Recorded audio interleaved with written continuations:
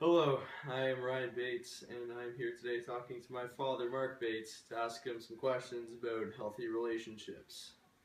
So, what are some key aspects of a long lasting healthy relationship? Well, my name is Mark Bates, and I am the father of Ryan Bates. And I guess probably three things. Um, First of all, is love. Second of all, is respect. And third would be trust. Okay. Uh, what importance does mutual respect have in a relationship? It is huge.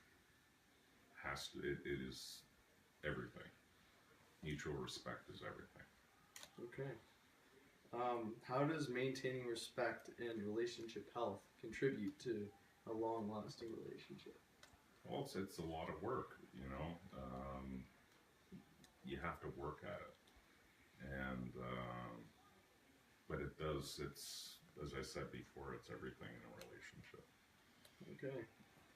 So, what skills do you need to develop and practice to sustain this type of respectful and healthy, long lasting relationship?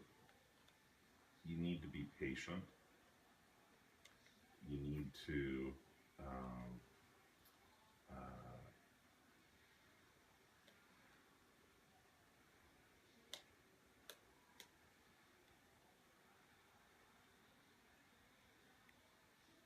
you need to be patient. Okay. Um, what is the importance of maintaining a healthy relationship overall? It's huge because you go through life and you go through different relationships, and some people always think that the grass is greener on the other side of the fence, and it's not necessarily true. So when you find the person that you love, you need to stick with it and go through the good times and the bad. Okay. Well, thank you for answering these questions. You're very welcome. Go. I am now here talking with my mother, Cheryl Bates, asking her some of the same questions about healthy relationships. So, first of all, again, what are some of the key aspects of a long lasting, healthy relationship? Well, as your dad said, it's trust, it's respect, it's love, and it's communication too, because communication is the key to keeping all of those things together. Yeah. So, what importance and significance does mutual respect have in this healthy relationship? Well, if you don't have respect for one another, then you don't really have a relationship. You have to understand each other and where you're coming from, in order to grow your relationship and to nurture your relationship. Okay.